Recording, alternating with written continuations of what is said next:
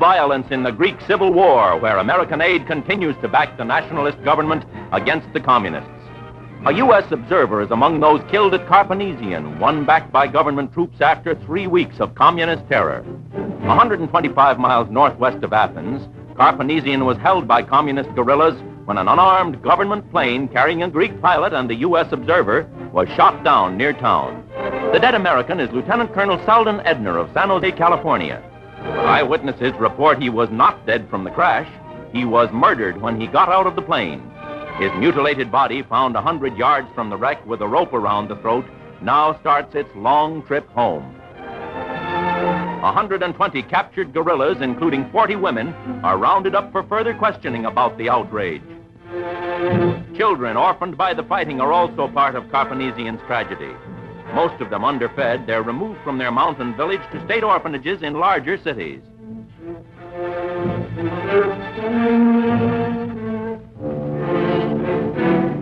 The children depart and government troops come in.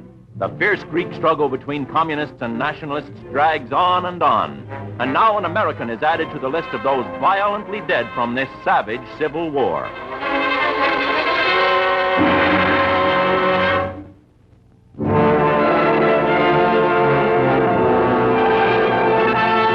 Jerusalem, and still another step toward peace between Israel and her neighbors. 153 Transjordan prisoners of war held by Israel are turned over to the Arab Legion.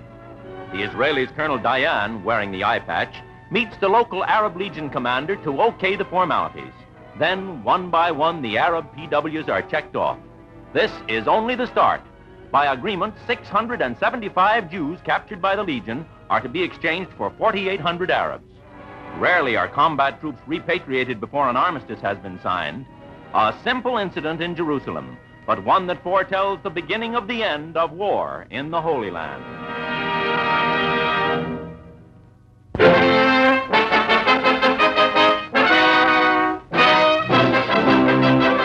The Russian army invades the British sector of Berlin on a peaceful mission.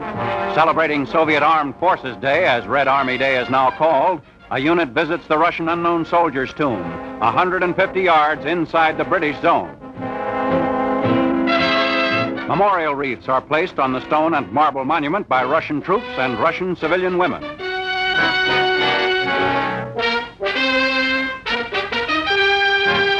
An officer delivers an oration commemorating the 31st anniversary of the Soviet Army.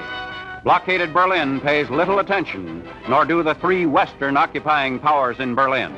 They send only minimum representation to the celebrations that follow the return of the Russian troops to their own sector behind the Brandenburg Gate.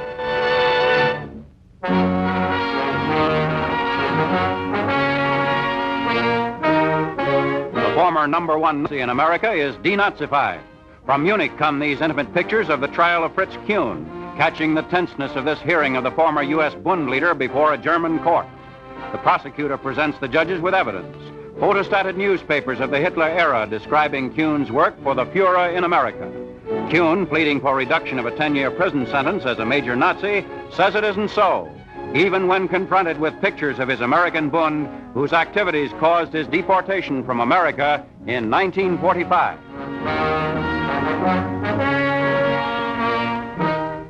John Roy Carlson, whose pre-war book Undercover exposed many Nazi operations in the U.S., is a star prosecution witness. In addition to the testimony of the book, Carlson gives first-hand accounts of the Hitlerite activities in Kuhn's German-American camps. Kuhn, who handles his own defense, denies all charges and asserts that his Bund was simply a wholesome back-to-nature movement. Even his swastikas, he says, were taken from the American Indian, not from Hitler. Kuhn makes protest against the conduct of the court, saying he could obtain better justice in America. But he has little cause for dissatisfaction with the court when the judges bring in their verdict, which frees him after only 2 years in prison. Kuhn says his next move is to regain his American citizenship. Washington sources say it's unlikely he'll succeed.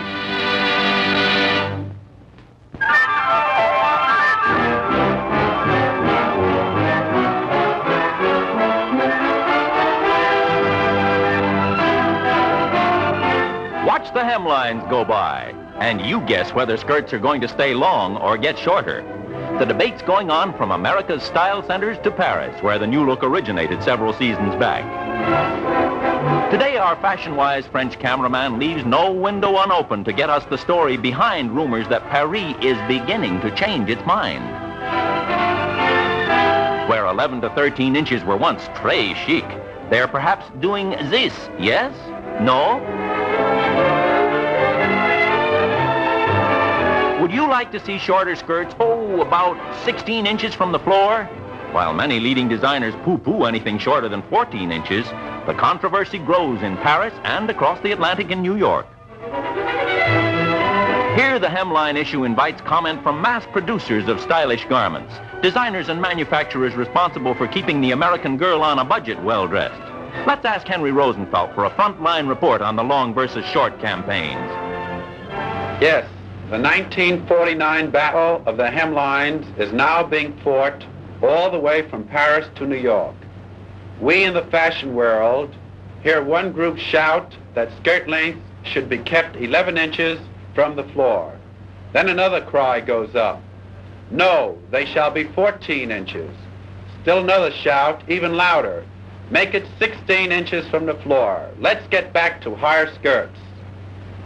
Heaven help the poor working girl. And what the working girl would most like to know is how many times she can wear even a mass-produced dress before Dame Fashion calls it outmoded. This one plant turns out 3 million dresses a year, bringing Upper Fifth Avenue to Main Street. So it's a national problem, this hemline stuff. And while there's no need to call in the United Nations, the fashion world, ever faithful to my lady, knows it has to stop hemming and hawing. So watch the hemlines go by, and you guess whether skirts are going to stay long or get shorter.